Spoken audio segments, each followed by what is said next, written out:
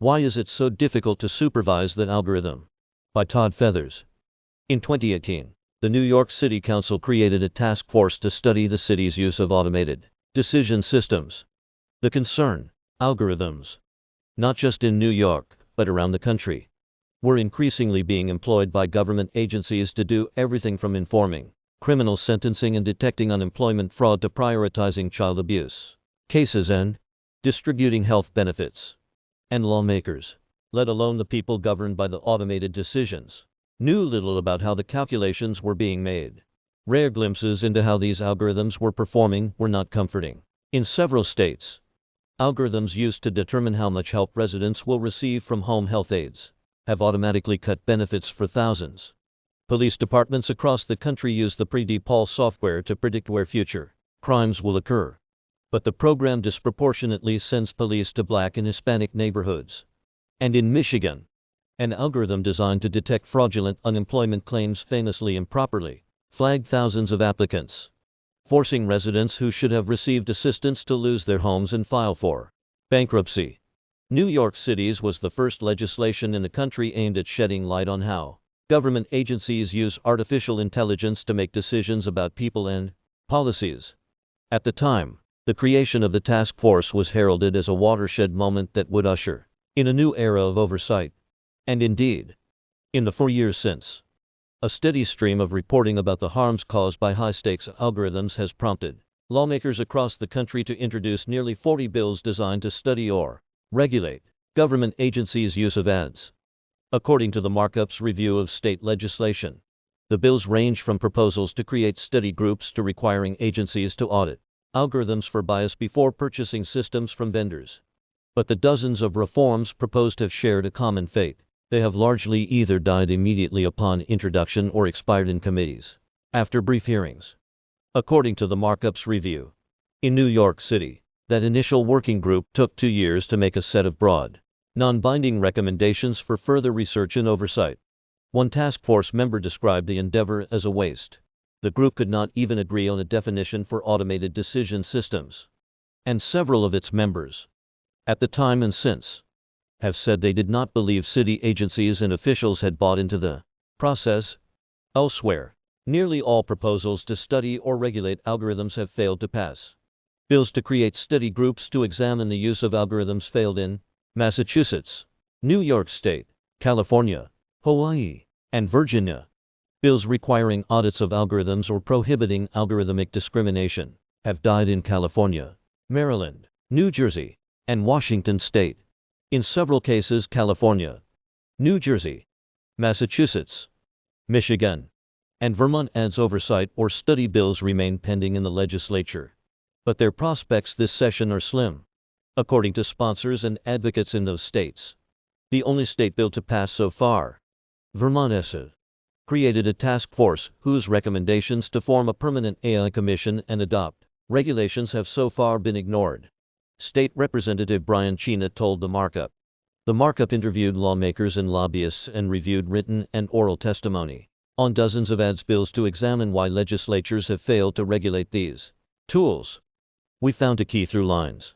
Lawmakers and the public lack fundamental access to information about what algorithms their agencies are using, how they're designed, and how significantly they influence decisions.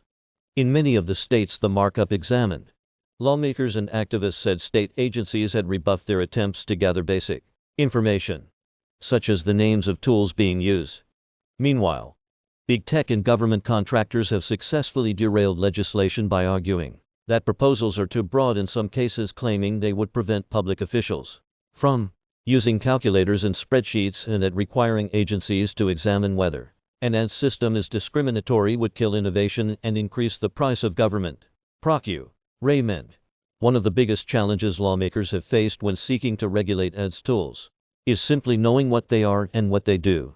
Following its task force's landmark report, New York City conducted a subsequent survey of city agencies. It resulted in a list of only 16 automated decision systems across 9 agencies, which members of the task force told the Markup they suspect is a severe underestimation. We don't actually know where government entities or businesses use these systems, so it's hard to make more concrete, said Julia Stoyanovich, a New York University computer science professor and task force member. In 2018, Vermont became the first state to create its own ads study group. At the conclusion of its work in 2020, the group reported that there are examples of where state and local governments have used artificial intelligence applications. But in general, the task force has not identified many of these applications. Just because nothing popped up in a few weeks of testimony doesn't mean that they don't exist, said China. It's not like we asked every single state agency to look at every single thing they use. In February, he introduced a bill that would have required the state to develop basic standards for agency use of ad systems. It has sat in committee without a hearing since then. In 2019, the Hawaii Senate passed a resolution requesting that the state convene a task force to study agency use of artificial intelligence systems. But the resolution was non-binding and no task force convened. According to the Hawaii Legislative Reference Bureau, legislators tried to pass a binding resolution again the next year, but it failed. Legislators and advocacy groups who authored ads bills in California, Maryland, Massachusetts, Michigan, New York, and Washington told the Markup that they have no clear understanding of the extent to which their state agencies use ads tools. Advocacy groups like the Electronic Privacy Information Center that have attempted to survey government agencies regarding their use of ad systems say they routinely receive MPLETE information. The results we're getting are straight-up non-responses or truly pulling teeth about every little thing, said Ben Winters, who leads EPIC's AI and Human Rights Project in Washington. After an ads regulation bill failed in 2020, the legislature created a study group tasked with making recommendations for future legislation. The ACLU of Washington proposed that the group should survey state agencies to gather more information about the tools they were using. But the study group rejected the idea. According to public minutes from the group's meetings, we thought it was as simple as, said Jennifer Lee, the Technology and Liberty Project Manager for the ACLU of Washington.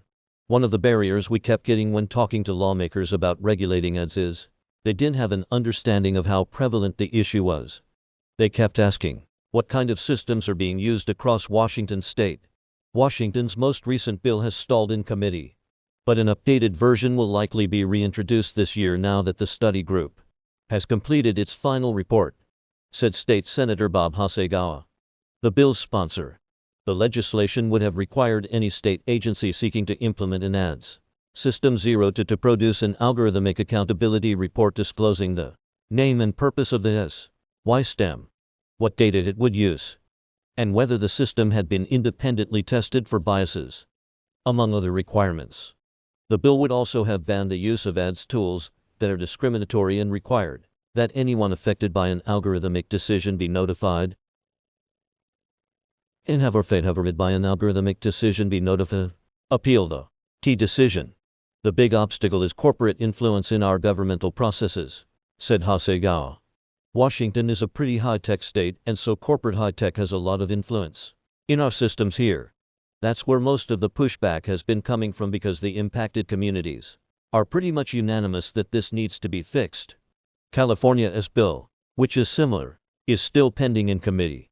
It encourages, but does not require, vendors seeking to sell ads tools to government agencies to submit an ads impact report along with their bid, which would include similar disclosures to those required by Washington's bill. It would also require the state's Department of Technology to post the impact reports for active systems on its website, led by the California Chamber of Commerce.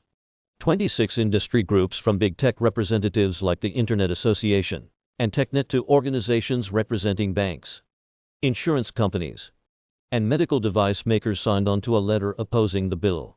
There are a lot of business interests here, and they have the ears of a lot of legislators, said Vincent Lett, legal counsel at the nonprofit Greenlining Institute, who helped author the bill.